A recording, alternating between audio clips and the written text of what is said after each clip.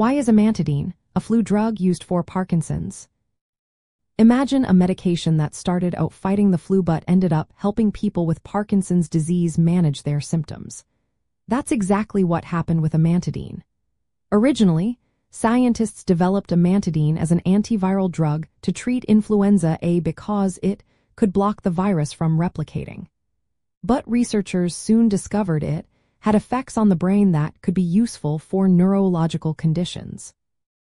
In Parkinson's disease, the brain struggles with a shortage of dopamine, a chemical that helps control movement. Amantadine helps by increasing dopamine levels in several ways. It promotes the releases of dopamine from nerve cells and also prevents dopamine from being reabsorbed back into those cells. This means more dopamine is available in the brain to help with movement issues. Another important aspect of Amantadine's action is its weak antagonism of NMDA receptors. These receptors respond to glutamate, another neurotransmitter. When blocked slightly, they help reduce overactive signals that can cause abnormal movements and involuntary motions called dyskinesias. This makes Amantadine useful for managing some of the side effects caused by long-term use of levodopa, the main medication for Parkinson's. Amantadine also activates sigma-1 receptors, which are involved in protecting nerve cells and modulating dopamine releases.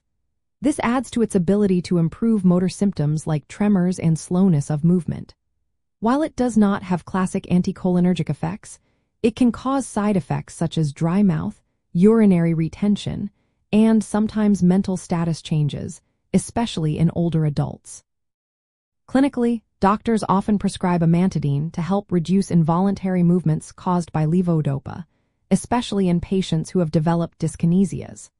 It can also provide some relief for motor symptoms like tremors and bradykinesia, which is the slowness of movement. Extended-release formulations of Amantadine have been approved specifically for reducing dyskinesias, making it easier for patients to manage their symptoms. Even though newer treatments are available, Amantadine remains a valuable tool in managing Parkinson's symptoms and treatment side effects. It's important to remember that its use should be carefully monitored by healthcare professionals because of potential side effects and interactions. In summary, although Amantadine was first used to fight the flu, its effects on dopamine and glutamate systems in the brain make it helpful for Parkinson's disease.